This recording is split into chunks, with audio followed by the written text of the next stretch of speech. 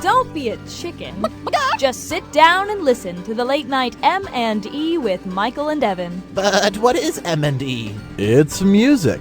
And entertainment. Oh, it's marvelous. And eccentric. Listen on Wednesdays.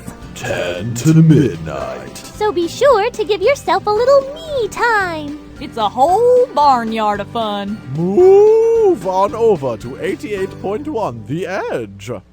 Listening to 88.1 The Edge, Des Moines Shuffle Station. Thank you for joining us tonight. This is the Late Night M&E with Michael and Evan. Hello. So, Michael, I came across some stupid news that actually sounds pretty intelligent. I think people need to know about. Apparently, a bad friend or a lousy roommate can really make you sick. There's some studies coming out. The University of California, Los Angeles, studies links negative social interactions to increased inflammation. So that way, basically it just says that any stress you have, maybe about like your roommates or anything, can cause hypertension, ulcers, coronary heart disease, depression, diabetes, and even cancer. Do you think your roommates are causing you any of these problems? Well, if I get cancer in 20 years, I'll probably give them a call and let them know. No, actually, this study I would agree with, because I can say I live with some roommates right now, not on Grandview's campus, at a different place, and I won't mention names, but one of them is a blood relative of mine, and no names, won't even hint. But I mean, they're great people individually, but they are just messy people, and I don't go for that. Yeah. And so I know when I get home, I get stressed. I get stressed going home because there's just stuff that needs to get done, and it's not done. Yeah. And I would believe that. I mean, and I don't know much about that, but I know that any sort of stress, can induce different things. I mean, things like that. Yeah, I mean, I have depression myself, and I know that there's sometimes if I'm in depression and I get home to a messy house, it makes it even worse. And so you're like, oh, blah, blah, blah. You just want to come home and relax and maybe make some dinner, but then, oh no, there's too many dishes in the sink, so you can't, do anything about it. So you just lock yourself in your room and cry. No, I don't do that anymore. Oh, right. It's okay. Just give me a call and I'll cheer you up. Yeah. What about you, Evan? I guess now and again, I used to have problems with when I lived with my brother-in-law and my sister. My brother-in-law would love to play video games all the time, and so I guess the only roommate problem I would have is that I'd come home and, I don't really watch TV, but coming home and constantly, it's one thing for him to play video games. I actually think video games is fun to watch, but he likes to get really involved and get super upset every time he's losing, or he always plays really graphic, horrible, gruesome games that he, going and shooting people, and I just, I'm not a fan of that. That was something that always make me mad, and the fact that he would get so upset over something that's not even real. It's probably something that would make me the most, full of hypertension. Yeah. Well, and even in that kind of environment, like my roommates play those kinds of games too. Because their stress level, it increases your stress level naturally by being there. And I just was thinking about this the other day that, if you're in an environment, they've done studies about noise and noise studies where the kind of persistent noise that we have, like say the TV's always on, or video game is always on, or something's always on, your mind doesn't get a chance to rest. And so our TV is right on the wall where my bedroom's at, and I know that sometimes even at night when I'm getting ready to go to bed, they're watching a movie or playing video games. It's right there. And that can have effects on your sleep or on your stress level too. So I would completely agree that this study is probably right. Crazy things. I'm not dream about violent video games and roommates and drowning in a sea of dirty dishes. Oh goodness. Well, enough about that negative talk about roommates. We're gonna send you off with some good music. Got to Love by Sean Paul. Thank you for listening to 88.1 Des Moines Shuffle Station. Got to love ya, yeah, got to love ya, got to love ya, got to love ya. The Edge 88.1 Des Moines Shuffle Station with Michael and Evan on the radio with your late night M&E. Hello. Have a very interesting article here. Actually, kind of a bit of a shocker, in my opinion, just in terms of the subject matter. But Tim Gunn, the noted celebrity judge and fashion expert from Project Runway, recently revealed that he has been celibate for 29 years. 29. Yes. 29. Almost 30 years. Indeed. And we were discussing this, and to me that's quite an interesting revelation, because I didn't really believe it at first. Yeah, because that's, especially as an adult, and this article says that he's obviously had sex before, and he's he's had a partner before, and he's been in relationships, but to go through that process and then all of a sudden for 29 years have no interest in it, or maybe just I wonder what motivated him to do that for so long.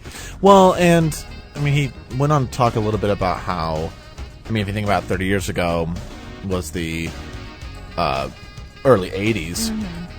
So you were at the very cusp of the AIDS epidemic and all of that beginning. So I'm sure that had a lot to do with it. Fear factor to it, I guess. As well as, I think for me what's really interesting is that it goes against the stereotype of what the media likes to portray, like highly successful people. Oh, yeah. Especially with his talents, that here he isn't going out and just sleeping around with anyone. Like a lot of, that for a male executive that's, heterosexual, the big stereotype is, going out and having his wife and then his mistress and then the escorts that he gets at his hotel for his weekend fun and all that. Or, just simply, gay people have the very big stereotype of being promiscuous and having a very promiscuous culture with that. And I think he's doing like a really good job at, setting aside that stereotype and setting a very good example, not only for men, but, for a bunch of different, people as well.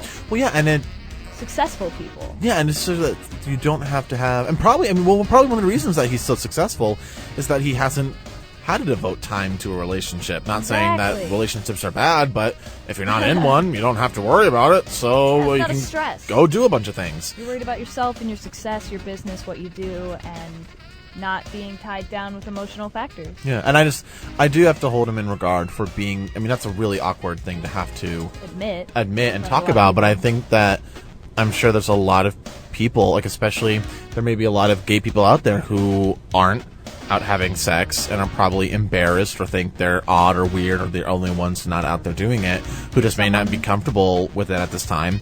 And here they have now a role model, someone who is in the media and they know that they can look to someone they can identify with. Yeah, and I think that's a really good opportunity for this to come out of it. Well, and that's really good. One last thing is that, he's being safe, if anything. And that's the number one deal. When it comes to a topic so sensitive as sex, you got to think about safety, and he's obviously doing a very good job. Well, Tim Gunn, 29 years of celibacy.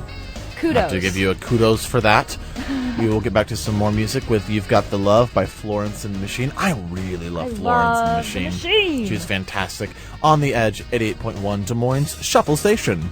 88.1 The Edge Des Moines Shuffle Station with the late night M&E, Michael and Evan. Hello. We got a little bit for you, a little tidbit of information here. I like to give you little phrases or words to think about, and instead of going to a regular, dictionary for the word of the day, I thought Urban Dictionary might suit us for this evening, mix it up a little bit. But Michael, just so you know, there's a phrase, there's sometimes phrases and there's words, and today's phrase is haters gonna hate. Haters going to hate. Yes, haters gonna hate, meaning a phrase that represents one's complete and total disregard of others' negative comment towards the original person. I like how detailed the Urban Dictionary can get sometimes. It's extraordinarily eloquent. Yeah, it's like sometimes they got haters gonna hate. Like, wow, that's how, slang is that. But they have this nice little, commentary about it. It's proper, like you would find in a real dictionary. Such as if I were to say, Evan, I don't like your glasses. Haters gonna hate. Don't hate on my glasses. That's true.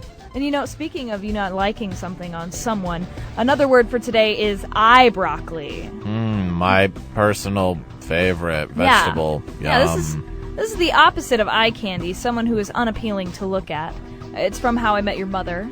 Oh, I love that show. Yeah, it's a great one. I don't find many people who like it, but, it's got some funny stuff like eye broccoli on there. So you can pull that out, but know that haters gonna hate, and you don't want to be a hater. That's true. And if you call someone eye broccoli, haters gonna hate. No, I actually like broccoli. So let's give it up for the for the eye broccolis out there. Yay! So thank you for listening. Sleep tight. Don't oversleep tomorrow. That'll start your day off wrong. Set your alarm. Set 2 alarms. Set 5 alarms if you have to. You gotta do what you gotta do. Have a good Thursday tomorrow, guys, and have a great night. Ringling Brothers and Barnum & Bailey presents Barnum Bash at the Iowa Event Center with the most amazing international acts, including The Mighty Demetrio, Motorcycle Mania, Epic Asian Elephants, The Wheel of Steel, The Hand Balancer. Stay tuned to KDPS Radio for details on how to win tickets. October 4th through the 7th. For more information, go to iowaeventcenter.com. Anything is possible as Phineas and Ferb create their biggest invention yet. Phineas, Ferb, and the gang embark on a bold escape, jumping out from behind your TV and onto the stage in a live-action adventure. Seize the day, October 20th at 1 and 4 p.m. at the Iowa Event Center. For more information, go to iowaeventcenter.com. Stay tuned for a chance to win tickets right here on KDPS. KDPS Des Moines Shuffle Station, how can we help you? Oh, hello. I was just wondering what your lunch specials were. Oh, I'm sorry, but this is actually a radio station, not a restaurant, ma'am. Oh, well, do you have any roast beef or fried chicken or a tasty sandwich? No, this is the Edge 88.1 Des Moines Shuffle Station. Ooh, I'll take the shuffle sandwich. That sounds delicious. Serving up the shuffle sandwich on the Edge 88.1. 88.1 here with DJ E-Hay, talking about the things you need to know tonight. Now, the number one thing that anyone who's ever had a night out possibly has experienced the next day is, of course, the after effects. What we like to call the hangover. Never a fun game. At least it shouldn't be anyway. It doesn't sound like a fun game. But there's always a way to prevent bad things from happening, right? That's what I like to tell myself. So, naturally, I go ahead and I look up the cures for hangovers, or ways to prevent them, or try to make yourself feel better. Now, I'm your friend, so I'm going to let you know that what you need to do is, before you go out and party and drink, you got to go to this grocery store. And you got to buy yourself a few items for the next morning. Number 1 on that list should be tomatoes. Did you know that? Tomatoes has a lot of vitamin A and C and lycopene that is good for your body, good for your blood. Also, you should probably skip that morning coffee. I know everybody thinks it's a great idea to go and grab their cup of coffee to wake them up. No, actually, caffeine narrows your blood vessels. And it also boosts your blood pressure. So you have smaller blood vessels with more blood. Never, never a good thing. It's going to make your head and everything else hurt. But you could trade it out, your coffee, for some chocolate milk. Why not? Chocolate milk is tasty, it's delicious, might not be the first thing you want to reach for when you're not feeling so good in the morning, but chocolate milk raises your blood sugar, keeps you alive, gets you going in the morning. I haven't heard many kids deny chocolate milk in the morning. So there is your advice from DJ E-Hay here on the Edge 88.1. Keep it locked, we got some great tunes coming up here on the Edge 88.1. This is DJ E-Hay for the Power Hour, 6 to 7 on Tuesday nights. I recently had a friend tell me that they were going to go geocaching, and I thought, what the heck is that? And they told me that apparently it's a really cool activity that lots of people are doing nowadays, so of course it piqued my curiosity, and I went and found some information. And I didn't realize that this cute little game of finding hidden objects with a GPS tracker could actually be so popular. It started in May 3rd, 2000, and now more than 9,000 profiles have been created. People will go to these profiles and search the coordinates that are listed on their GPS and then go find those objects, and when they find the object, they often log their name and put the object back for other people to continue to have fun. I hope that sounds like fun to you. I might have to try it sometime. This is the Edge 88.1. I know it's hard to believe, but yes, that was Lisa Loeb with Stay here on the Edge 88.1. We do throwbacks. I know, it is so hard to believe. Something else you might not believe. I came across this article and was astounded by the fact that a group of guys young college undergraduates got together, and they're some pretty smart dudes, and they put together a formula for a nail polish that actually detects the date rape drug. What would happen is a girl will go to a party, she wears this nail polish, she goes ahead to stir her drink right before after she, sets it down maybe for a little bit. She wants to test it, make sure nothing has gotten in there that she didn't want to be in there. If the nail polish changes color, it means it has been tampered with and you shouldn't drink it. And so this is really important because it's been reported that about 18% of women in the United States are actually sexually assaulted in their lifetime. So way to go, guys. Way to be gentlemen. Way to help out the world. We got some more music for you here on The Edge 88.1. That was Chocolate by 1975. You are listening to The Edge 88.1. DJ E. Hay here with you tonight, and I am talking about the things that you need to know, whether or not you want to think about them. Yeah, that's right. I'm going to be bringing up a really kind of tough subject, and that is the things that people most regret when they die. According to Forbes.com, the number one thing people regret most in their life is working too much. And, that makes sense because people get so caught up in what they're doing at work that they miss out on time with their family or their friends, and that can really have those relationships suffer through over the years. So as you're working really hard, maybe you got to step back a little. Take some time and readjust your schedule and fit some time for your family in there, because that's really important because they're going to be with you the rest of your life whether or not you like it. The other big thing that people regret is not turning off their cell phone, and kids nowadays don't maybe quite understand that because we are so glued to our phones. It is our lifeline. Don't get me wrong, I check my phone for emails and for Facebook all the time and all sorts of things like that, but maybe it's time that this generation kind of realizes what we have and don't take it all for granted. Step back, turn off your phone, hang out with your friends. You don't necessarily need technology to do that. Play a good old-fashioned game of cards or just talk. Enjoy each other's presence because that is what life is truly about. Okay, it's also about some good music, but hey, we got that here on The Edge 88.1. You have got it locked. Keep it tuned to The Edge 88.1. We got Silver and Gold by Britton Park. This is the Power Hour with DJ E. Hay, and I have to say that I really thoroughly enjoyed Emma Watson's speech at the UN. I thought it was really cool and powerful that she invited men to join the battle against gender inequality. Although, it kind of sucks that she's facing some very terrible threats from an online group called 4chan.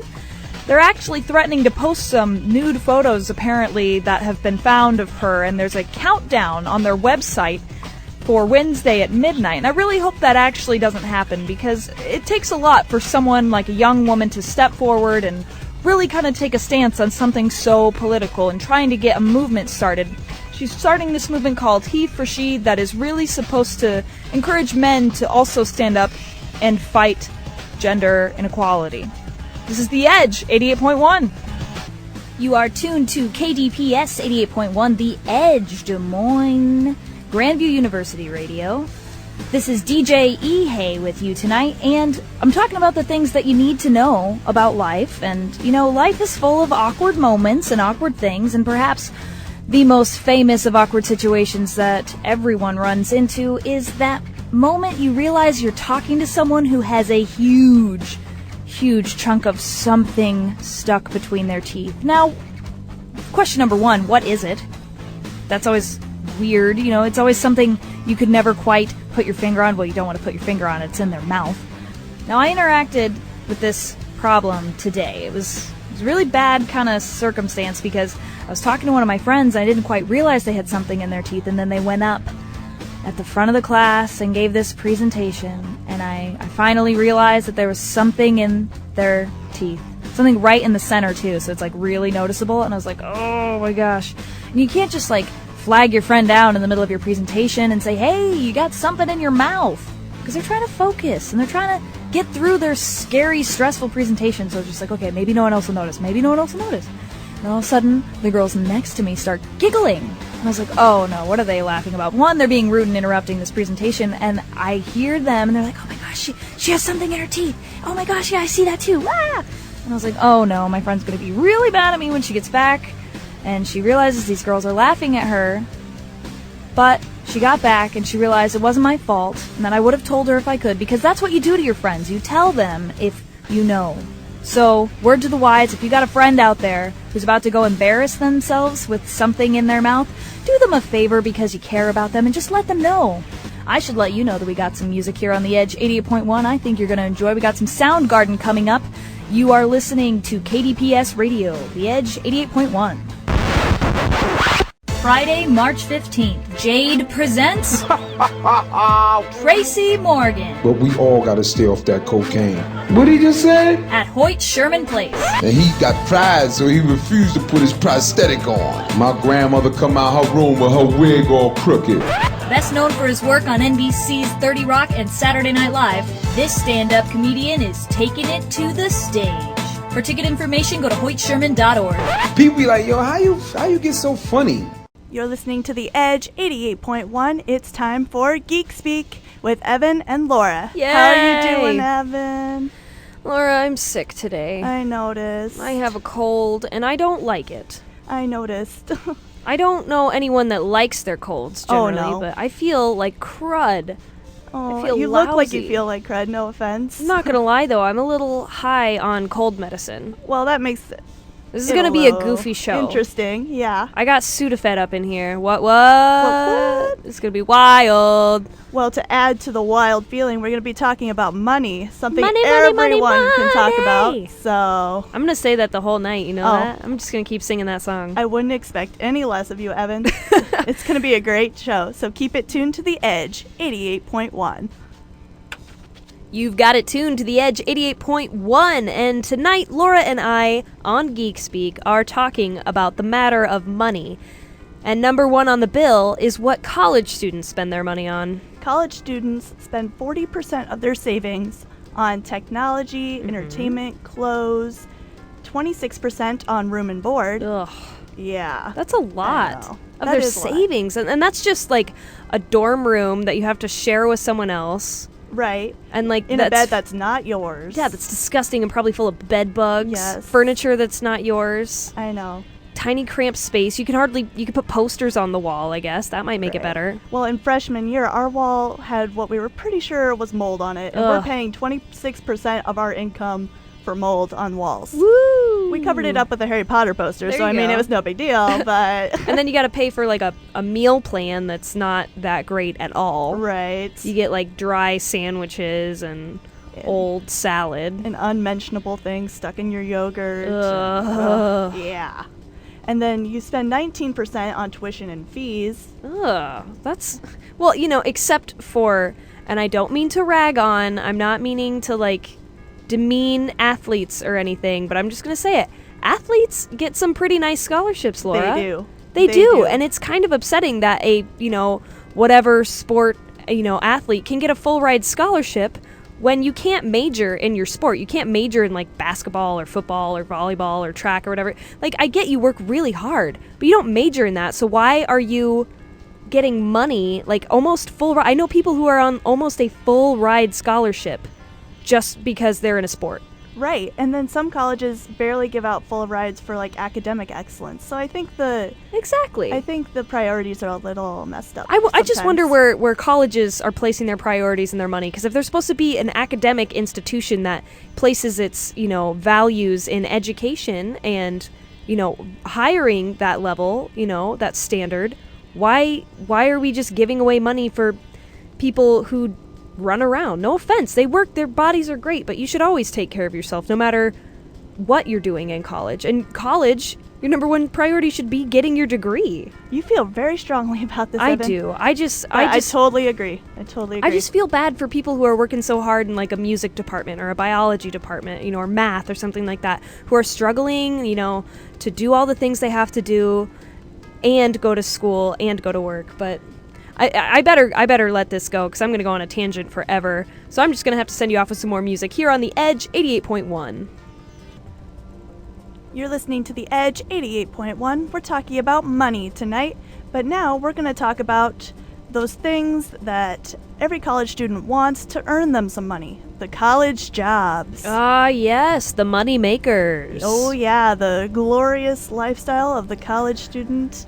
Waiting tables, babysitting, being an RA, being a tutor. It's hard because you got to fit time in for homework and other activities, you know, for school, and then and then you got to find time for work. It's really hard because I know a lot of people who want to put work before their homework, or they really love their jobs and really want to do that instead of an extracurricular activity, and that's kind of scary. Oh yeah, for sure. And then there are the employers that forget that they're college students, and then they schedule them full time, and that's always frustrating. Yeah, of course. Like, you just want to be able to do good in school, but you also have to earn some money on the side. Yeah, in order to pay those tuition bills that we were talking about earlier, right? Exactly. I've been really fortunate, Laura, enough to have a really awesome boss. I work at a cafe downtown that's really laid back, and I've worked there for like 4 years, so like since high school, and so they've always been really nice about me. You know, they know I'm gonna have to be gone for 2 weeks when I'm in a play, and they're usually really supportive, and I'm very thankful and very lucky. Yeah, that is pretty cool. I work here in the comm building, so since I work on campus, they know that I'm a student, obviously,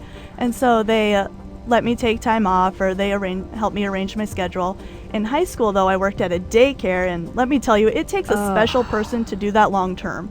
I absolutely love children, but I mean, there was just a lot of stuff going on there. Not only did I have to watch the kids, but I helped in the cleaning duties of the bathrooms, and it takes a special, strong person to do that for a long time. Well, I commend you for doing it in high school, because thank you. Going through high school on a day-to-day basis, that's hard enough. Then you have to go deal with even less mature people.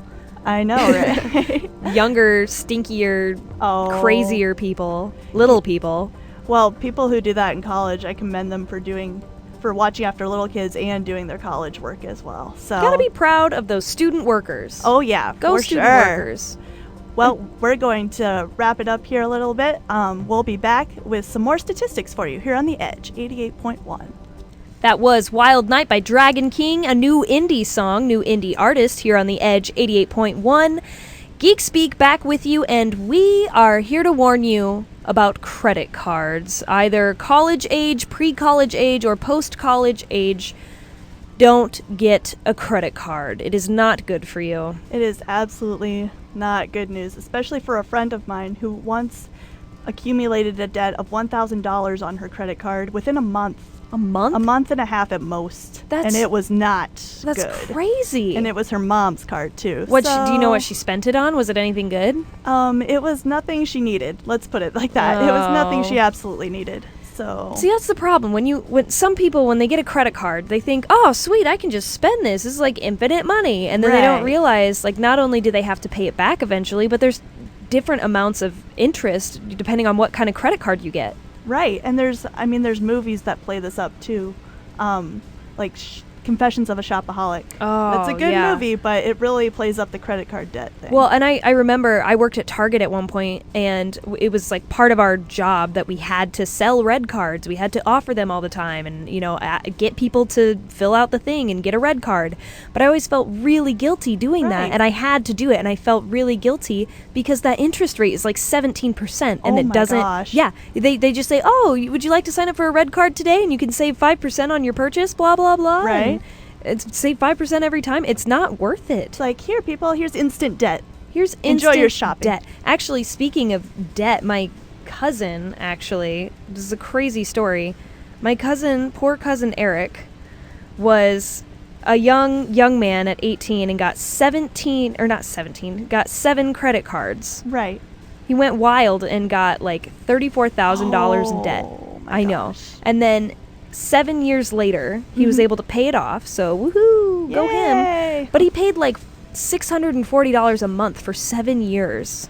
I don't make like a third of that a month. I know. He was working like crazy, working all the time, constantly. Like, he enjoyed his jobs and stuff, but man, that is a lot of work to have to pay that much money. That is absolutely, oh my gosh, I can't imagine having that much debt. And apparently 84% of undergrads have a credit card. So there's 84% of college students running around out there with a credit card. I get that they tell you, I know my bank calls me all the time and says, you need to build your credit so that after graduation you can, buy a house. And I'm thinking, number one, I'll be 21 when I graduate. I'm not going to buy a house. Right. What is that? I'm going to travel, or I'm going to do something, not do that. And if I'm going to travel, I don't want to have I don't want to accumulate debt. I want to save my money now and spend that money. I'm a cash on the dollar type of person, Laura. Oh yeah. Well, I guess the moral of the story is, college students, lay off the credit cards. You'll be better off. Now we're going to get back to some more music on The Edge 88.1. You're listening to The Edge 88.1. We're talking about money, cash, dinero, moolah tonight. And next, we're talking about some people who have a lot of it. Celebrities. Making money, get paid. For doing, very hard work. Yeah, like sitting there and looking good and... I mean, actors memorize lines, which take a lot of talent, as you know, Evan. Yes. But we can all agree that celebrities, they can be overpaid. I'm pretty sure Oprah just gets paid to show up. Oh, yeah. I mean, with $165 million income in 2011, I mean, that's a little overpaid, don't you think? I do, but at least she does a lot for charity. She's a good woman. That's true. At least she's, spreading the wealth. Right. I would love to be her niece if I could. Oh, I mean, yeah, I'd love to be in that will. Adopt me, Oprah, please. Yeah, I mean, I don't doubt it. There's celebrities that give to charities, but, I mean, they do make a lot. Like, the guy who directed Transformers made $160 million. Oh, man, Michael Bay. Yeah. Oh, wow. And then Steven Spielberg, we all know who he is, right? Oh, of course. He made $130 million. Oh, man. In 2011. Dr. Dre is actually still up on that top, Forbes list. Right. Only it's not for his music anymore. It's for audio beats. Dr. Dre's audio beats. Most people have it, it's a headphone thing, but most people have that, in their phone. I know I have it on my smartphone. Oh, yeah. Okay. So, I mean, he's out there still making money. He owns a third of that company, so that's good. Owning a third of any company is better than we're doing. I know, right? It's way better than us college students in debt. I don't know what to do with it. I don't know what to do with all my debt because I don't make as much money as that. I'm never going to make as much money as Oprah, and I want to be a part of that. Or George Lucas. Look at how much he's making. Yeah. Just off Star Wars, one series. Well, a lot of different things. A lot of different parts of a series. Yeah, and then Simon Cowell, who just gets to sit there and criticize people. I mean, what better job than that? To sit there, get paid to criticize people. It's easy work. But then again, it's hard work. I know. Being a jerk, it's hard. I'm also glad that Elton John made this list, though. He's still flying around. Look at him and his glasses. Making music. Breaking hearts. Making appearances, breaking hearts. Isn't he a dad now? I have no idea. I'm pretty sure he's a dad now. I'm pretty sure he has a daughter. Maybe two. I don't know. Something I do know is, speaking of music, we got some good local regional artists here on The Edge 88.1, and the next song we have for you is called Summer of Love by C. Ashley Caldwell, an artist who I first found on MySpace when I was a freshman in high school. She's really cool, really folksy. Come and check it out here only on The Edge 88.1. You are listening to The Edge 88.1. That was one of my favorite bands, Bright Giant, with Promises and Love. They are here from Des Moines. Really great, awesome band. If you ever see them out at a bar or at a coffee shop, you should definitely go and check them out. They sound really awesome, Evan. Yeah, check them out. They're really nice people. And they generally have free shows. They don't generally charge a cover. Right.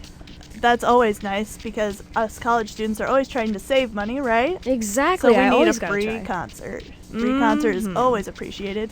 There are some other ways students can save money too, like cutting down on drinking or buying cheaper drinks. Now, I know that's not a thing that overage college students want to hear, but it is a way to save a lot of money. But they'll say, oh, that's no fun. Or that's, if I'm going to drink cheap quality, why bother drinking at all? Well, that's what my friends do.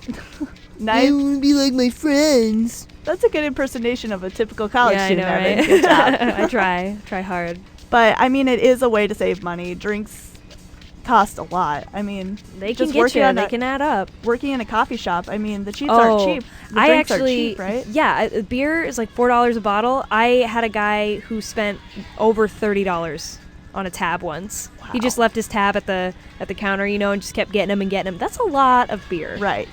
That is too a lot. Much. Too much. And my friend Emily was telling me about this guy who went to Starbucks just to see how expensive he could get his drink. They got it up to $47 for one drink at Starbucks. What? Yeah, they were adding all this stuff in it. I mean, I bet that drink was disgusting. there was a lot of shots of like espresso in it too, so not only was it disgusting, it was very unhealthy. Ugh. Yeah. I can't imagine drinking that. That's not a way to save money at all. If you want to save money, buy your own coffee and make it at home. Right. Make instant. I mean, there's nothing wrong with that. And there's always ramen noodles. Of course. It's pretty free, the pretty college, cheap. The college student dinner of choice. Exactly. I like to freshen mine up with, like, I'll go to the farmer's market, downtown Des Moines, and I'll buy, like, broccoli and carrots and onions and things, and I'll spice my ramen up with that, make it special. Oh, yeah, and it's still pretty cheap, so that's a nice way to go. Not too expensive at all. You can also borrow and buy secondhand books. I mean, nobody really wants to spend a lot of money on books. Yeah, especially let's be honest. textbooks, like $100. I always ask around, like, hey, do you have this book? Or, are you going to be getting rid of it soon? Could I borrow it for a semester and give it back to you? Then you can sell it back? Right. I'll pay you $5, not $100. Well, and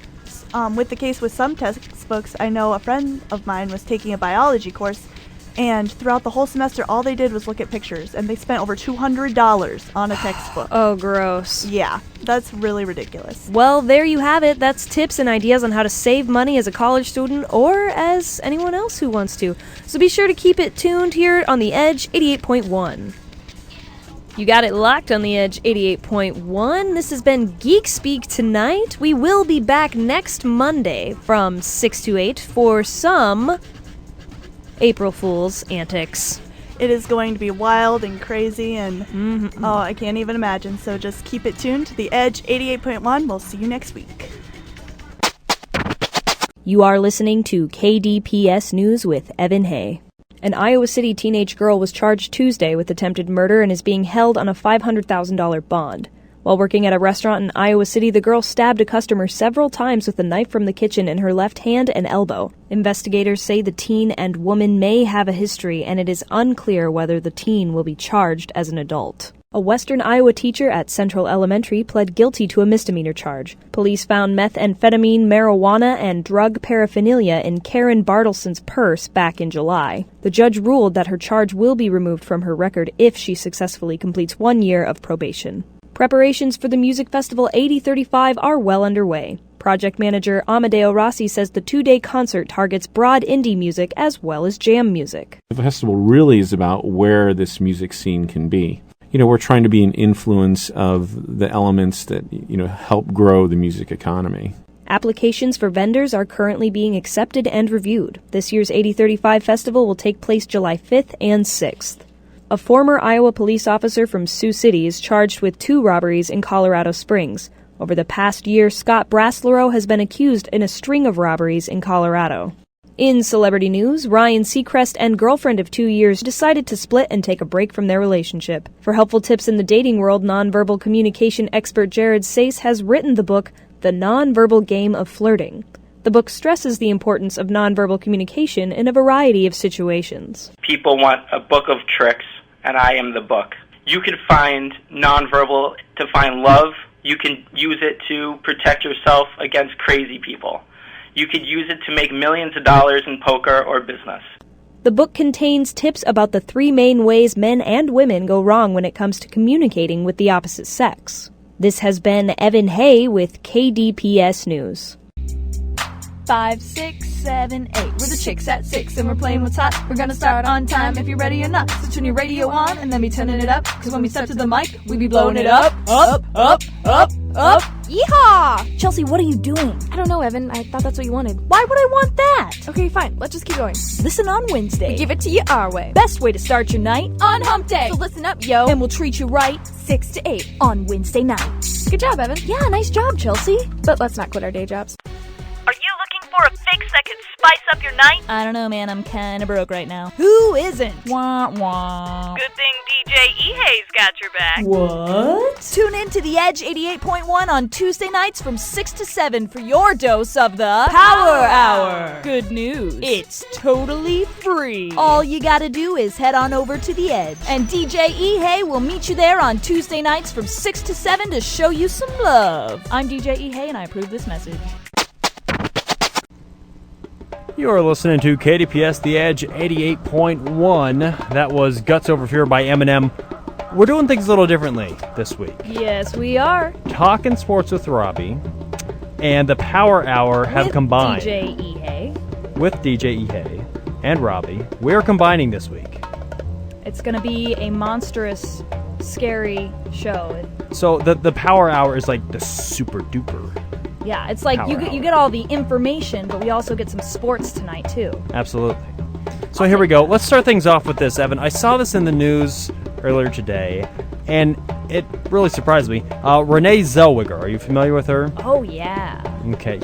She basically just flat out changed her face. Yeah, I saw some pictures online. It's like dramatic. It's not just like a little bit of Botox or something. No. It's like the whole deal. No, like when most people get plastic surgery, it's a little different, but she looks like a completely different human being. And she's got one of those faces that you recognize. Like, you always, like, or at least I have. I've always kind of made fun of her. She's always got really? this, Why? Well, she's got, like, little squinty eyes, and, like, she's always got this baby face. And I just think that, you should look different in every movie that you're in, or at least every role you take on should be a little different. And I feel like, I don't know, maybe that's held her back a little bit, but then again, it's her own face. I guess I could see the baby face, but I'm not...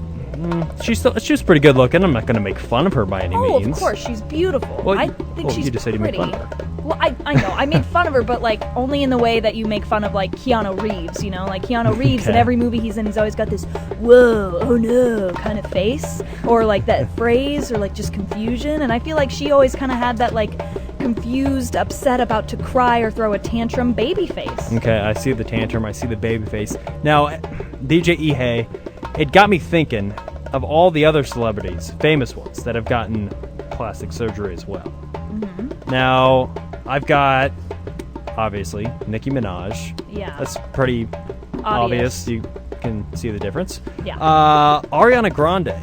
Really? Oh, yeah. Isn't she kind of young, though? She's very young. That's I'm not sure dangerous. exactly. She's probably 20, maybe 21. But she had a nose job. Did she get the nose job because of, like, a beauty thing or, like, an actual, like, medical thing? Because I know some people who, like, in high school had to get nose jobs because of, like, breathing issues. I'm not sure why, but I'm going to go out on a limb and guess it's a beauty thing.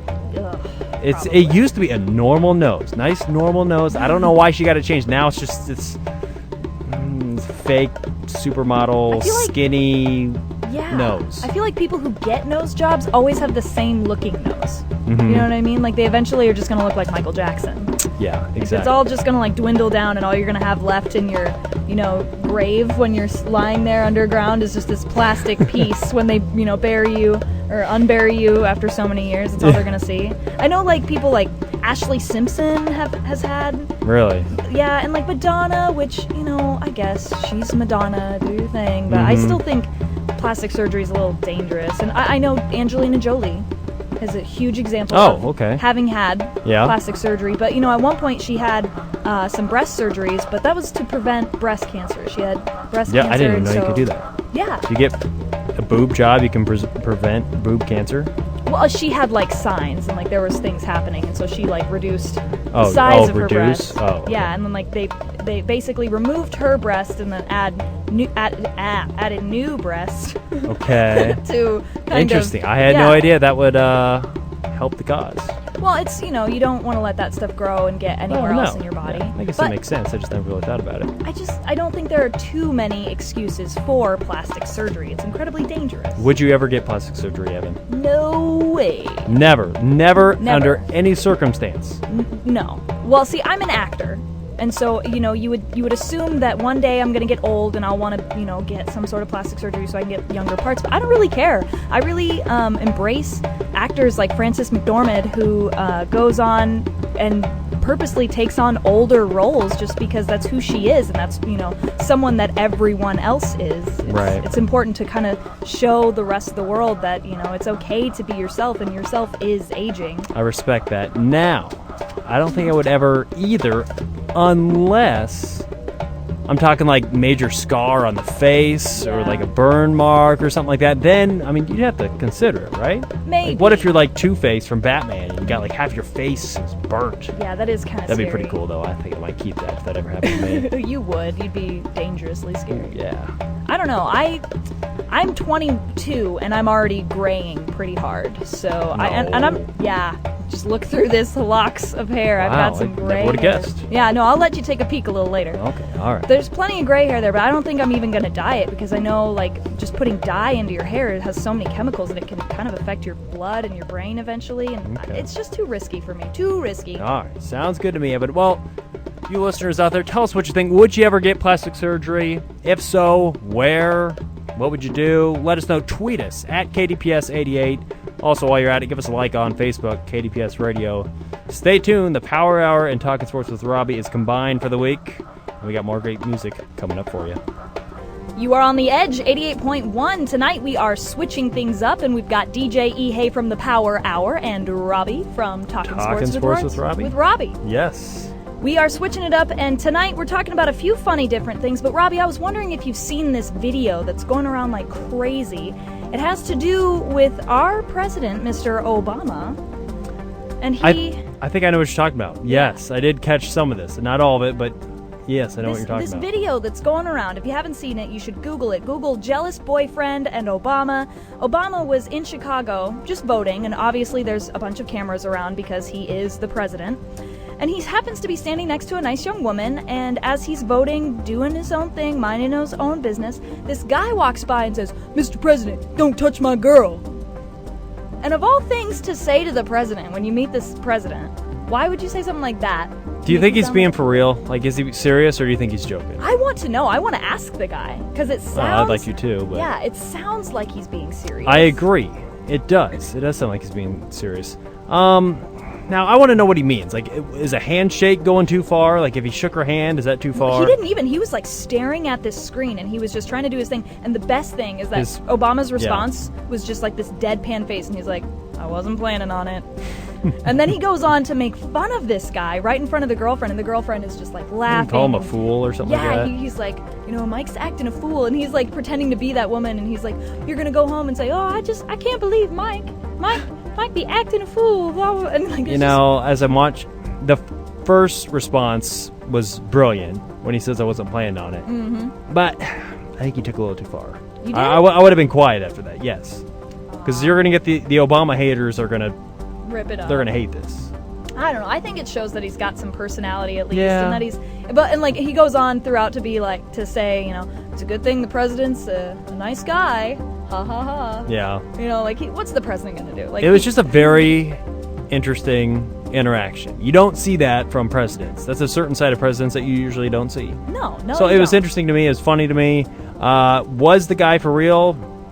I think so, but maybe not. Maybe he was just joking and trying to be funny. But I think the dude was for real. Well, Robbie, this makes me have a question. Ask away. Are you a jealous boyfriend type?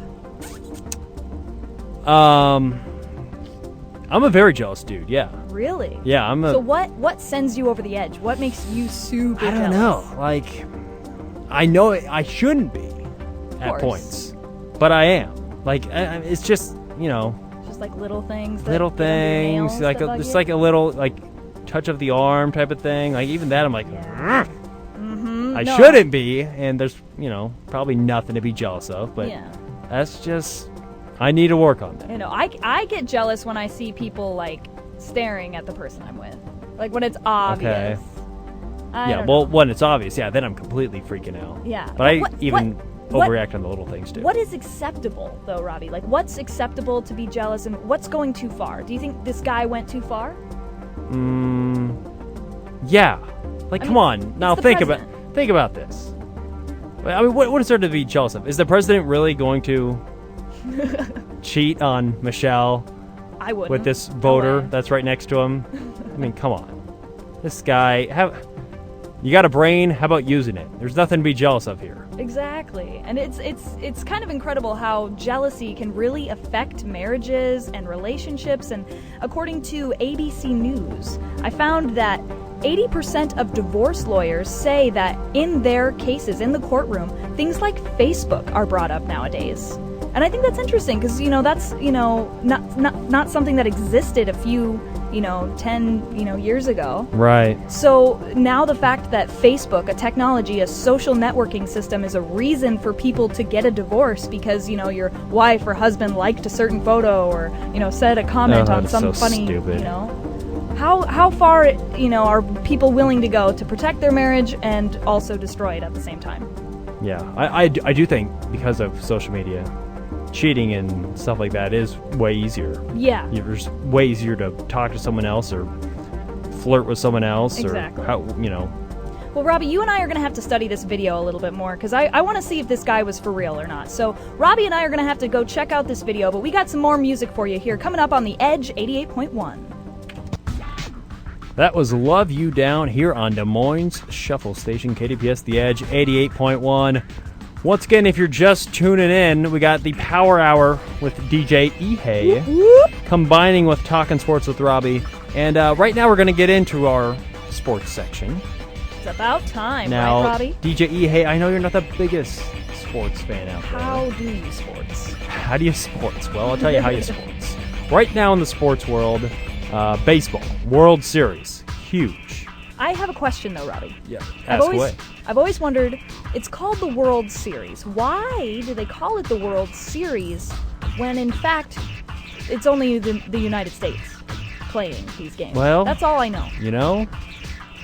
I never really thought of that, Evan.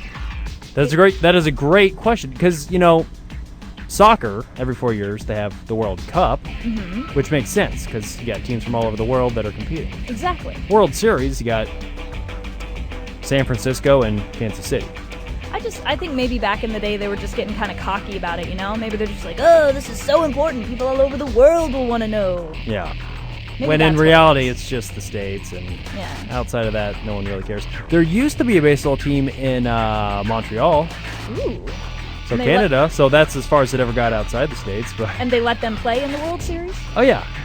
I'm not sure if they ever made it. They usually stunk, but when they Canada. Not exactly the best baseball country in the world, but I don't know. That's a good point. I don't know why it's called the World Series, and if there was baseball in the Olympics, I don't think the United States would win. Oh, no, there's so many more athletic countries. Yeah. There's so many people who are, spend a lot more time and that are a lot more skilled and dedicated. Not that I don't think U.S. Olympians, are that great, but all you hear about generally is all the U.S. athletes, getting into trouble and, causing fights and stuff. Oh, yeah. There's a lot of trouble going on. But, the Dominican Republic, there's so many players that come out of there into the MLB. Mm-hmm. So, I don't know if the United States would, if they are even the best country in the world for baseball or not.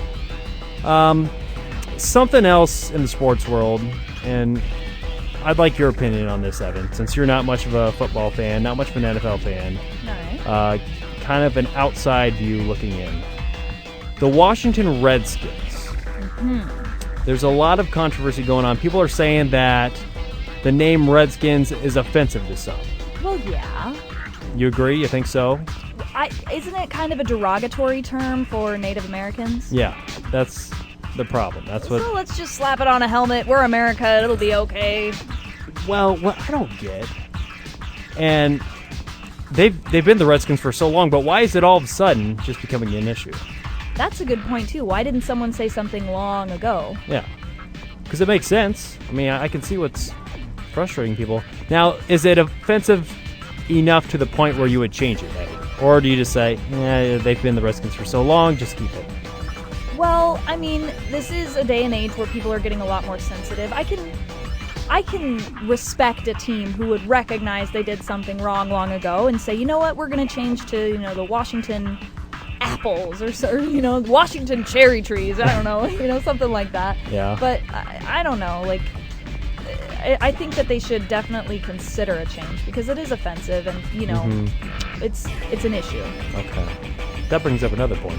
What would you call them? Would you really call them the apples or the trees? I don't know. I just know that because there's a thing, there are Washington apples or, George Washington chopped down a cherry tree. Maybe they could have axes on their helmets or something They're like that. They're the cherry trees. Yeah, they the are the Washington cherry trees. Yeah. Okay. It sounds pretty. I like it. Okay, now I'm trying to think of something. I don't know. Gosh, I'm so bad with mascots. You know what? Speaking of mascots, you knew this was coming. I knew it. DJ Ihe is in training Yep. to become a mascot. That's me. I'm mascotting it up these days. It's a good way to make some money on the side. Yeah. It's fun. I kind of feel like I'm doing a little bit of charity work-ish, like I make kids really happy or incredibly terrified, and that's not so fun. But, get a picture with kids and the parents freak out and they love it. It's a memory. Absolutely. I'm okay with it. I don't know if I'd ever... How often do they wash your suit? I don't want to know because I don't think I've washed it, and I haven't washed it, and I've worn it like 3 times, and I'm pretty sure I smell like cologne from like other guys that have worn it. Well, better cologne than sweat. Yeah, exactly. And it's kind of funny because like you get in there, and the second you get everything on, I have this panical like moment of like being very claustrophobic. It's kind of scary. Okay. Well, very interesting. I think we covered a lot of sports here. I think we covered a little World Series. We covered a little Redskins. We covered a little mascots. We got the talking sports. We got our Robbie sports in for the show. That's okay. I'm not the biggest fan of sports, but maybe I should try this a little more often. This worked out well. All right. Sounds good, Evan. Now, coming up next, how young is too young to be married? Find out our opinion. Coming up later on the show, KDPS The Edge, 88.1. Beyonce on the Edge 88.1. This is DJ Ihe from the Power Hour mixing it up with Robbie from Talkin' Sports with Robbie tonight. Yoo-hoo! And I got another viral video to talk to you about, Robbie. You love viral videos. I love them. They're fun. They're silly. And I found this really, really cute one about a 6-year-old freaking out because he couldn't get married. Yeah, I saw this one. I'm going to be honest with you. I don't know how cute it is.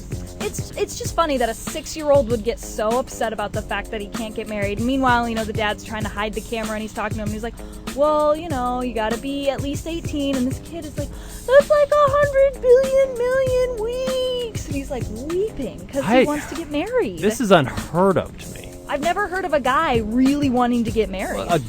A boy. He's just a little boy. 6 years old? I wonder how adorable the little girl is that he has a crush on. Yeah, I was going to say, he must have a big crush on some little girl at school. Or maybe his teacher. Ooh, never thought of that, huh? Uh-oh. Maybe his teacher's really good looking. Uh-oh, that's probably the problem. You just can't hire good-looking teachers anymore. Nope. But this little boy got me thinking, and he brings up a good point. The dad says, you gotta be at least 18 years old. But if you're in love, why can't you get married when you're 6 years old? He's not in love, Evan. Robbie, how old do you Tomorrow he'll be completely fine. He'll play Nerf guns in the front yard and he'll forget about the whole thing. That's how it works. You just get over it. Yeah. But Robbie, how old do you think one should be to get married? Like, is it specifically 18? You're okay? I know other countries are weird with this, but United States, is that what we're talking? Sure, yeah. Okay. Or like your own personal opinion. What do you feel like? What's too personally young? For me, I'm gonna say the youngest you should be is 24. That's a good age. It's like right before like a quarter of a century. Yeah. You're about ready to start the rest of your 100 years of life. Uh-huh. It's a good place. You're mature enough. You have maybe college under your I belt. really hope I get married in between the ages of 24 and 30. That's a good time frame, especially like if you want to have kids. Yeah, like I'm the kind of guy, if I go past 30 and I'm not married, I'm going to start like freaking out. Like, oh my gosh, I need to find somebody. You're just going to get a mail order bride maybe? A what? A mail order bride. Mail order bride? So like it's like you go online and you like buy a bride and she comes from Russia and she's your wife? Yeah, no, I won't be that desperate. Not that situation? No. Well, see, then you won't be that desperate. You won't No. be too desperate. You'll maybe just get a cat. Yeah, cat Maybe. sounds good.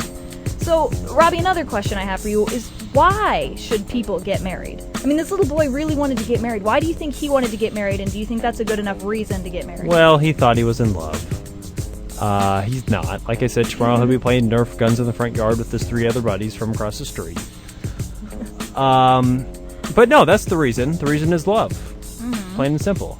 So you have to have love. That's like the key to You having a need successful love. marriage. All you need is love. Love is all you need. According to WebMD, all you need to have a successful marriage is you got to have no secrets.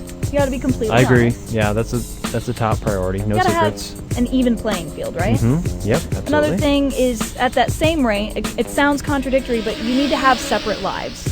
Not that you need to hide your lives from one another, but you have to do your own thing. You can't be so together. You have to be independent, right? Yeah, I'm picking that up. You have to find happiness on your own before you can find it together. Absolutely. Yeah. And another thing is that you should keep dating.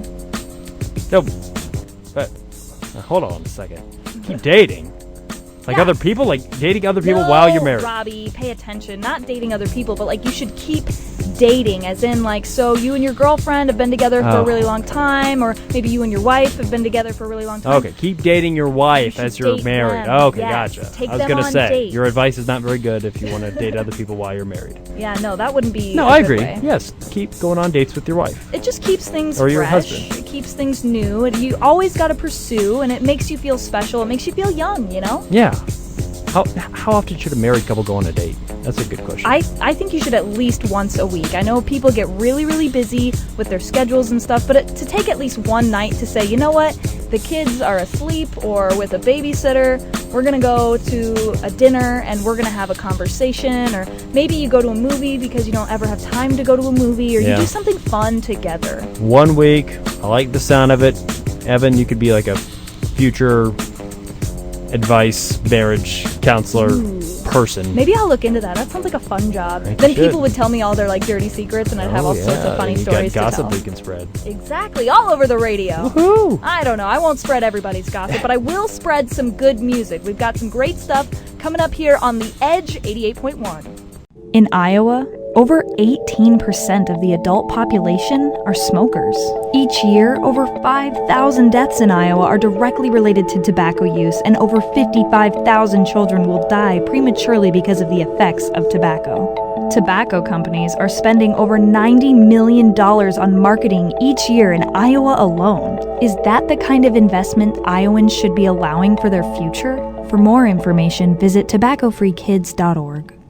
You're on The Edge 88.1. This is DJ Ihe with the Power Hour from 6 to 7. And tonight I have got all the do's and don'ts about dating. You're going to want to stay tuned. We got some juicy information about like who should maybe pay on your date, who should be doing the asking, and what you really should avoid doing on your dates. This is some juicy stuff that's going to help you out. You're going to keep listening to The Edge 88.1. This is The Edge 88.1. DJ Ihe with you tonight, giving you the do's and don'ts of dating, and possibly one of the most important first steps about going on a date is asking on a date. And I believe that whomever is asking someone to go on a date should be prepared to pay for said date. I think it's incredibly rude for someone to be like, hey, do you want to go on a date with me? And then show up and be like, oh, I forgot my wallet. That's embarrassing, dude. Don't do that. Don't do it that way. Just be prepared. Do something interesting and fun, and be prepared to maybe spend a few bucks. Don't be cheap. It's maybe your first date. You don't want to give a bad impression. I got some more do's and don'ts for you coming up here on The Edge 88.1, but we got to get to some music. Here we go. We've got Do You by Spoon on The Edge 88.1. Lady Gaga on The Edge 88.1. This is the Power Hour with DJ Ihe. Tonight I've got the do's and don'ts of dating for you, and I'd have to say, you should really avoid getting your phone out on a date. It doesn't matter if it's like your first date or, you know, maybe you've been going on a couple of dates. You should probably just avoid getting it out because it's really distracting and annoying and rude. And I actually had a friend of mine tell me that she went on a very, very, like, new date with a guy, and he constantly had his phone out and she couldn't figure out what he was doing. And then she looked over and finally realized he had been Snapchatting their entire date, like since dinner, then the activity they went to do, like they went on a walk, and he was Snapchatting the entire time, and it was kind of weird. Did she go on another date with him? No. Has he stopped Snapchatting her? No, he has not gotten a hint. We got some more music here for you on The Edge 88.1. You've got it locked on The Edge 88.1. This is DJ Ihe, and I have got a little bit of a story for you. Once upon a time, DJ Ihe was in junior high, went on a little double date with her friends, and I was really excited because I really liked this boy, and I thought he was really nice, but he leaned in to kiss me at the end of the date, just something really innocent, and I ended up throwing up all over him. That's how I knew it wouldn't be true. It wasn't time, it wasn't the right place, but that's probably something you shouldn't do. You probably shouldn't throw up on your dates. You should avoid that at all costs. This is The Edge, 88.1. This is The Edge, 88.1, DJ Ihe with you tonight, giving you the do's and don'ts about dating. And I think, honestly, you should probably avoid going to a movie theater for one of your first dates. If it's a date that you've, been going on for like a while, if you've been dating someone for a long time and you know them pretty well, then yeah, you can go to a movie. But if you're trying to get to know someone, how are you going to talk? You're not supposed to talk during movies. And also, what if the movie you happen to invite someone to ends up being really crappy? Are they going to judge you? Are they going to assume that you just like crappy movies and they're not going to want to go out with you again? These are very important things to consider. I'm just saying. We got some more tips coming up for you on The Edge 88.1, but right now we got some more music coming up here on The Edge 88.1. That was Davis Ramirez here on The Edge 88.1. We got DJ Ihe with you tonight with the do's and don'ts of dating. And something you should probably be aware of on your dates is what you're saying. And I'm saying you should watch your mouth because you have no idea what the person you're trying to get to know is going to be offended about. You don't want to have a potty mouth because nothing is more unattractive than a potty mouth. Also, when I say you want to watch what you say, it's not to do just with bad language. You got to be aware of all the ums and ahs, and I swear, I went on a date where I counted someone say like at least 50 times within an hour. And trust me, that's way too many times. It's disgusting. You should not say like that many times. It's annoying. You want to try and get on a second date? Try not to say like and try to keep a clean mouth. This is The Edge 88.1. We got more music coming up for you. This is the Power Hour with DJ Ihe here on The Edge 88.1, and something you always hear your friends give you advice about on dates is that you probably shouldn't be talking about yourself too much. You should probably be asking the other person a lot more questions because interested people are interesting, and you want to avoid topics that are going to make you too, uneasy, something you probably don't want to give too much information about. You should also avoid topics that are going to make you really emotional because it's really embarrassing if on your first date you end up blubbering the entire time and this person that doesn't know you has to end up comforting you, or what do you do? Did they give you a hug? Did they, just pat you on the back and call it good? Did they call you again to go on another date? Probably not. Just something to think about. We got some more music here coming up for you here on The Edge 88.1. This has been the Power Hour with DJ Ihe here on The Edge 88.1, and the last bit of dating advice, the do's and don'ts of dating that I'm going to give you for tonight is that you should probably know when to cut it off. If it's not going well, it's probably not going to get any better by spending any more time together. And also, my belief is that you always want to leave the party when it's hot. So if it's going good, leave it there. Maybe plan something, but you don't have to talk about planning something. You can just leave it where it is. Don't let it go on too long because you don't want to ruin a good thing. That's right, we don't want to ruin a good thing here on The Edge 88.1. I'm going to stop talking and give you some more music. You are on The Edge 88.1. It is 6 o'clock. You know what that means. It is time for the Power Hour with DJ Ihe. And tonight, I am talking all about Halloween that is coming up this week. You got to be prepared. Maybe one of the first things you should know is actually where this tradition of trick-or-treating comes from. I've always wanted to know, and I found out that it's actually believed to have been started by the Irish. Back in the day, the Irish would celebrate All Hallows Eve, which is a celebration celebrating the end of the harvest season, and the townsfolk would visit their neighbors and ask for contributions for food for the town feast. Now, obviously, that tradition has changed, and now we go door to door dressed up and getting candy, but hey, what if we all pulled together and had a candy feast? That'd be a lot more fun. I got a lot more fun details for you about Halloween. You better stay tuned here on The Edge 88.1. We are talking Halloween here on the Power Hour, and tonight, one of the legends that I kind of want to talk to you about, because one of my favorite things to do for Halloween season is cut up a jack-o'-lantern. But Where did that get started? Who the heck just decided to cut up a pumpkin and put a candle in it? Turns out that it was actually a Celtic folklore. The story says that a drunken farmer named Jack tried to trick the devil, and because he tried to trick the devil, he wasn't allowed into heaven or hell, so he's stuck in this limbo. So he makes a lantern out of a turnip and a burning lump of coal that the devil threw at him. So the Celtic people decided to, in order to avoid spirits coming to them and bothering them, they decided to start carving, turnips at the time, but then, turned into squash and pumpkins and things like that. Keep it outside their door to keep the pumpkin, or to keep the spirits away. That's something that we definitely should probably be, looking into. I don't know if it's how we do it now, but I like to cut up pumpkins because I like to eat the seeds. That's just me. We got some more facts coming up for you here on The Edge 88.1. Stay tuned. You're going to want to hear some weird news I've got coming up. This is The Edge 88.1.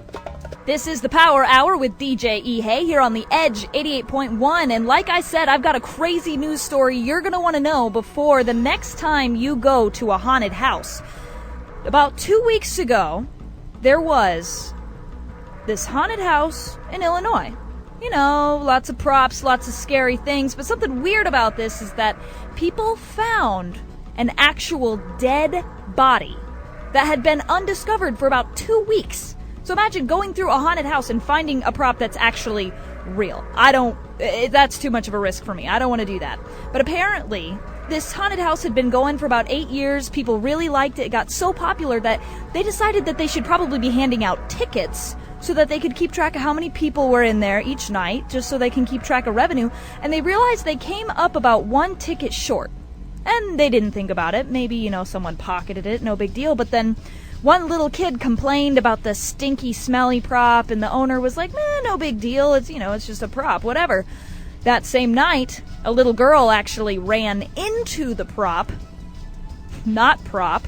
The arm ripped off of this guy, and blood and other bodily fluids started going everywhere, and it was disgusting. It turns out that this 71-year-old man actually died in the haunted house. Don't know if he had a heart attack or something like that, but it sounds pretty suspicious to me. I don't know. Maybe he was actually, planning on, I don't know. I don't want to know what this guy was doing.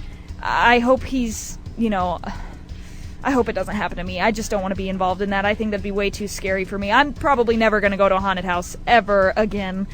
I don't want to think about this anymore. It's too scary. We got some more music for you here on The Edge 88.1.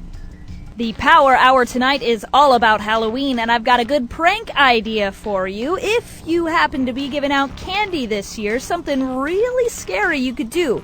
All you got to do is set out a bowl of candy on your porch with the light on, as though maybe you are not home.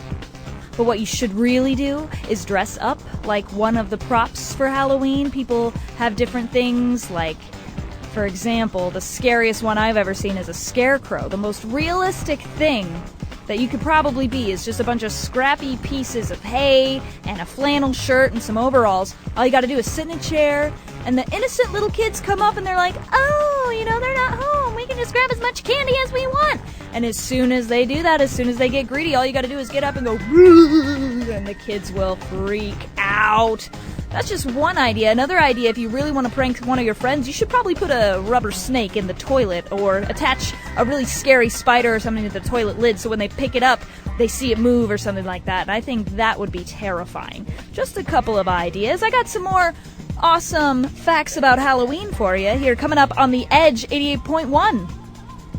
This is The Edge 88.1, and on the Power Hour tonight we are talking Halloween. And did you know that chocolate actually makes up about 3/4 of the candy that's given out on trick-or-treat nights? And of that chocolate, Snickers bars come in at number 1. But what about those poor kids with peanut allergies, like DJ Ehei, who have to just be turned away when they are given a Snickers? They can't take that. What if they get really, really sick? I'd feel really bad about that. At least have another option for those kids, because it's just not fun to have to see all your friends get candy at every single house, but you just have to keep saying, no, I can't eat that one. That's no fun at all. Be considerate. It's okay. We got some more music and Halloween facts coming up for you here on The Edge 88.1. Keep it locked. You are listening to The Edge 88.1, and a few things you may not have known about one of your favorite scary movies, Halloween. The version, made in 1978, the very first one, was actually only filmed in 21 days. And another thing you should know, it was actually filmed in spring, so they had to use fake autumn leaves in order for it to look like Halloween was actually taking place. Something else you should probably know is that the Michael Myers mask was actually William Shatner's mask painted white. He could be pretty scary, can't he? We got some more music for you coming up here on The Edge 88.1. Talking about Halloween here on The Edge 88.1 tonight, and something to get you into the spooky mood is a Ouija board. I don't know how many of you guys have actually used one. I don't know if I believe that they work or if people just get all hyped up about summoning spirits to talk to them, but did you know that the Ouija board, the first year it was released for sale in the town of Salem, actually outsold the game Monopoly, America's favorite game. They sold over 2 million copies. Now, like I said, I'm not even sure that I believe the hype. If you've got a story that is real, and I don't want any made-up stories, but if you've got a story that is legitimate, you should tweet us at KDPS88 or let us know on Facebook, KDPS Radio. I want to know if this thing is real, if I should check it out, or if I should just throw it away and not even think about it. Let me know here on The Edge 88.1. This has been the Power Hour with DJ Ihe here on The Edge 88.1. One last bit of Halloween information I'm going to leave you with tonight is some of the most popular costumes of 2014. Something you're going to see a lot of this year are a lot of Frozen costumes, as well as Teenage Ninja Mutant Turtles. I saw a lot of those at Night Eyes last week, and I gotta tell you, they're pretty cute. Some pretty creative stuff, too. Something that you don't have to spend a lot of time on, or money necessarily, is something like a zombie, a ninja, a pirate, a clown, a witch, a vampire. All you gotta do is just get your own stuff together. I say, if you want to be creative, you should avoid those ones and come up with your own entirely. And if you've got a good idea, let us know here on The Edge 88.1. Tweet us at KDPS88. Let us know on Facebook, KDPS Radio. And I hope that you have lots of fun this Halloween. Don't do anything I wouldn't do. This is The Edge 88.1, and welcome to the Moment of Mercy. Tonight we're going to take some time to give God thanks and also think about all the questions that we should be asking ourselves as Christians, as human beings, as neighbors. A lot has gone on in our world today. There's many struggles that many people are facing that we can't even fathom, and there's a lot to ask ourselves. But probably one of the most universal questions that any given person has ever asked themselves on any given day is the very important question of who am I? Who am I?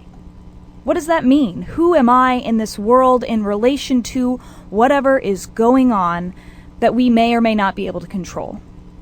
Now, most people could answer this question right away and say, oh, well, you know, I am a blank. Fill in the blank with your job, with something with your family. I am a father, I am a mother, I am a sister, I am a daughter, I am a teacher, I am a pastor.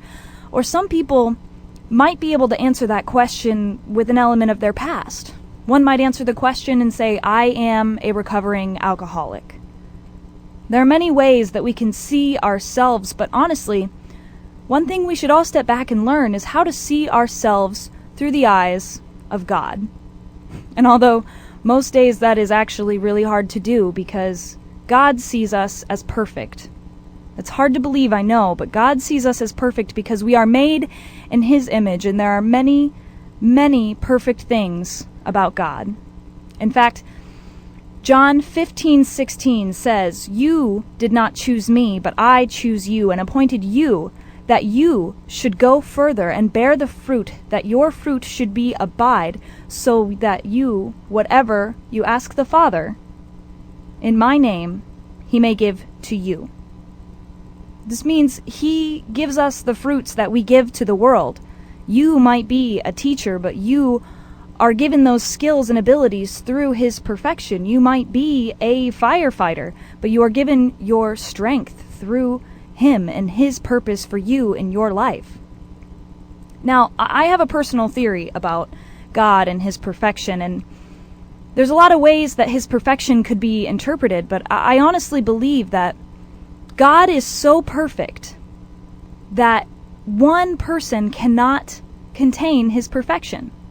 But you might say, I just said we're made in his image. So to put it into this perspective, I believe that God is so perfect, and there's so much of his perfection to spread around that he has to put a slight, tiny bit of it in every single creation that he has made, and that includes every single human being on this planet. Each person on earth has a very specific perfection that God has appointed them. Like I mentioned earlier, you might be a teacher, and those might be the skills that God has given you to be able to go out and make an influence on everyone's life. You might have a musical skill or a talent that maybe your friends don't have. That's the perfection that God has given to you.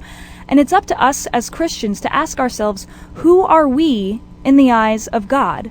How can we be thankful, and how can we truly serve his purpose in our lives? There are many ways to be able to think about this question, and in 1 Corinthians 3:16 it says, do you not know that you are God's temple and that God's Spirit dwells within you? It's something we forget all the time. Something we forget to mention, forget to see in ourselves. And it's really hard when we have a very stressful day and, lots of things are taking over our lives. And it's difficult to be able to comprehend what exactly we should be doing in the eyes of Christ, or in the eyes of maybe, our teachers, our parents, our friends. But at the end of the day, we can come together and say, this is who I am. First and foremost, I am a creation of God. I am a part of God's perfection, and that should make you proud. You should make yourself proud knowing that you are a creation of God, and he loves you no matter what, just the way that you are. There are so many people in this world, and every single one of us has a purpose. Another Bible verse for you, 2 Corinthians 5:17, therefore, if anyone is in Christ, he is a new creation. The old has passed away. Behold, the new has come. As I mentioned earlier, some people might answer this question with their past, whether it be positive or negative or a struggle, and it doesn't matter. You are a creation of Christ, and you can't let your past hold you down. Let it lift you up. Let God lift you up and raise you. We've got some music here. It's called Inconvenient Savior. I think it goes really well with this topic here, so I hope you enjoy this next song. This is The Edge 88.1.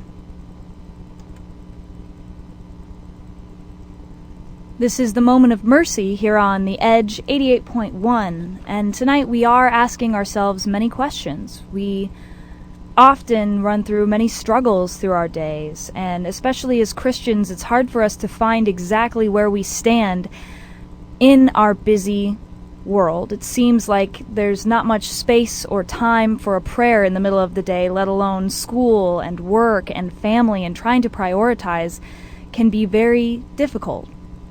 But that's one of the most important priorities for a Christian, is to maintain the steady stability of faith, and to be able to ask yourself, what do I need in my life more or less?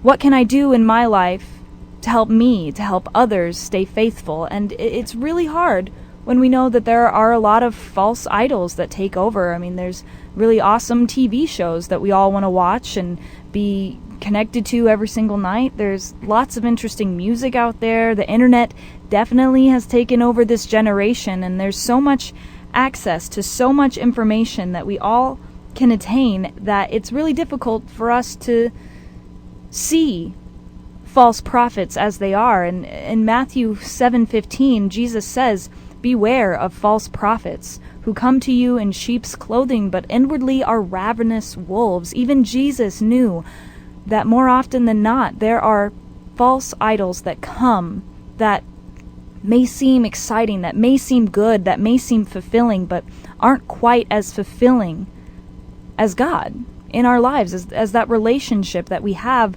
with God. And it's difficult, especially when we might not always see that faith play out. We might not always feel that connection to God, because yes, God is invisible, but God is very much so with us. And 2 Peter 3:9 says, "The Lord is not slow to fulfill his promise, as some count slowness, but is patient toward you, not wishing that any should perish, but that all should reach out for repentance." Now that's interesting because, we're a fast-paced society. We measure things in results, in time, and I hate to break it to you, but God doesn't work that way. God requires a lot of patience. God requires a lot of commitment. He has made us in his perfect eye, and that perfection is at a cost. Sometimes that cost is kind of stressful to us. Sometimes that cost can wear us down, but to maintain our faith is all he asks of us, and to maintain our sturdy faith in him. What he wants is for us to come to him, is for us to confide in him. Luke 3:38 says, God says, "Give, and it will be given to you. Good measure, pressed down, shaken together, running over, will be put into your lap. For with the measure you use, it will be measured back to you." Now that Bible verse can be put into a lot of play in our day-to-day life. You get what you give, and that is exactly the lesson that God is trying to teach us here in Luke, is that we can give so much to him, and he has so much more to give to us.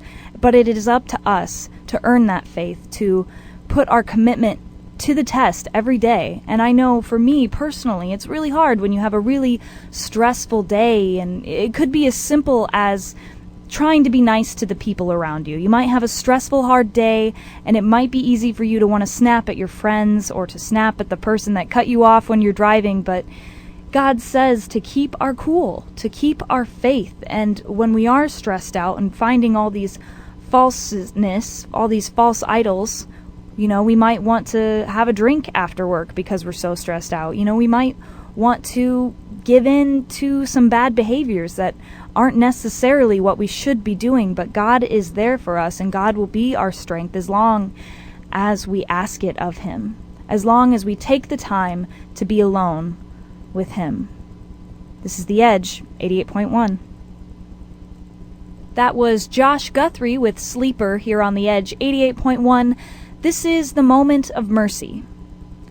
You may have heard the phrase before, when one door closes, another one opens, or maybe a window, but I like to think about this when I find myself struggling with the idea of seeing and feeling God around me. Like I said earlier, it's easy to go to false idols and find the alternative, go somewhere else other than trying to relinquish my fears in God, and that's one thing we have to kind of fix ourselves as Christians. We have to stay focused, and we do have to realize that God, in many instances, is our door. Now this is John 10:7-15. I'll shorten it up a little bit for you. And it goes, "So Jesus again said to them, 'Truly I say to you, I am the door of the sheep. I am the door. If anyone enters by me, he will be saved, and will go in and out and find pasture. The thief comes only to steal and to kill and destroy. I came that they may have life, and have it to the full.'" It goes on to say, "Just as the Father knows me, and I know the Father, I lay down my life for the sheep." God is our door. God is the opening and the closing of our future and our past. And sometimes it really is kind of hard to decide in our waiting for the next step. Is God closing the door, or is he opening it? It's hard for us to see and continue to be faithful when we don't necessarily see him every day. But he's there. He's there in the smile that you give your neighbor. He's there in the moment that someone holds the door for you. He's there when you thought you have lost all of your patience. He's there, and he grants you your serenity.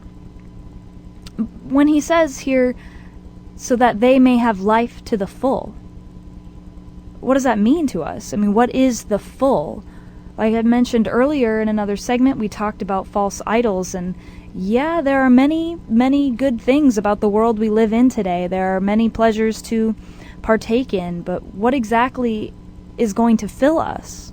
Is it going to be our TV shows? Is it going to be our silly music that we listen to? Or is it going to be our love for Christ? Is it going to be our relationships we build in Christ? What exactly is the way to the full? How do you find Christ? How do you go to your own mind and say your thankfulness and say your prayers and get into that zone? Like I said, while we're waiting, it is really hard to see if the door is opening or closing, but when the door closes behind us, God gives us new life in that new opening, in that new space we have entered. God gives us many challenges, and I like to refer to Psalm 23 and know that God is going to be with me. God will be with me and love me, even though I walk through the valley in the shadow of death, as Psalm 23 mentions. The Lord is my shepherd, I shall not want. Even though I walk through the valley of death, I shall not fear. God is with me. And whether your valley of the shadow of death be something like the debt that seems to be taking over you, the stress that is coming over you in your job or your school or family life, God is there. And we see him and feel him. And in 2 Thessalonians, he likes to remind us to never become tired of doing good. That's why it's so important for us to smile with our neighbors, to take our stress one step at a time, and to do what we can to conquer our own disciplines, to conquer our own fears. But we're not doing it by ourselves. God is with us in every step of the way. He's there to give us support and encouragement. We can say a prayer anytime we need to, and you should be able to ask your friends to say prayers for you or with you, because building, like I said, that relationship with Christ will only strengthen it, and it'll only strengthen you. God is with us every step of the way, and although we think our doors have closed, God is opening them for us, and God is there. It's very hard to see that sometimes, but I promise God is with us. Jesus was sent in his name to be able to teach us how to pray, and to teach us how to love one another and how to respect each and every creation that God has given us that we need to be thankful for. We've got some more good music here coming up on the Edge 88.1. This is the Moment of Mercy on the Edge 88.1, and we've tackled a couple of interesting and tough topics tonight, asking ourselves, who am I in the eyes of a Christian, in the eyes of those around us, but most importantly in the eyes of God? Who am I? It can be kind of a scary question to ask of yourself, and so we've looked to the Word of God to give us some sort of boost, to give us some sort of comfort, and that's exactly why it's there. It's there to comfort us. God is there to support us in all that we do. And though we might be scared, we have a lot to fear as humans. We have a lot to fear as students, as adults, as people in this very scary new world. We have lots to be thinking about and lots to stress about, but the number one thing that we have to do in order to give and take with our relationship with God is, as I mentioned earlier, give him our fears and our doubts and our worries. Deuteronomy 28:66 says, "Your life shall hang in doubt before you. Night and day you shall be in dread and have no assurance of your life." Now that's a really, really reassuring thing to read as a college student. As you sit there and you realize that you have no idea what tomorrow is going to bring. You have no idea if you're going to pass that assignment or that test, and you have no idea what your boss is going to say to you tomorrow at work about what you did the other day, and we have nothing but doubt sometimes. And it's hard to get over that fear and that anxiety and that doubt, but in 1 Peter 5:7, Jesus says, "Cast your anxiety on him because he cares for you." God wants to know what we worry about. God wants to know what we need from him. But the thing is, we have to ask of him to take these fears from us so that he knows that we truly believe and need him in our lives. That keeps that sturdy relationship going. Like I mentioned earlier, we get what we give, and if we give that effort, if we give that conversation to God, I promise He's listening. He does it in many mysterious ways. He'll respond when He needs to.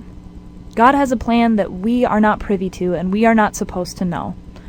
He is perfect and has a plan that we can't know, because if we were to know His plan, we wouldn't be able to do it fully.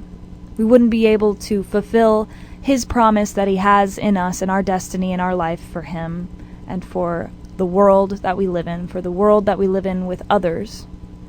Isaiah 41:10 says, "So do not fear, for I am with you.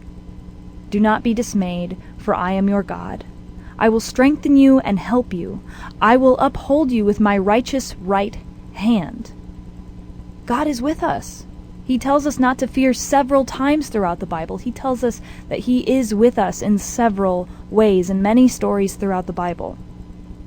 Something that my mom told me a while ago when I was talking to her about all my stress and worry is that worrying will not add another minute to your day.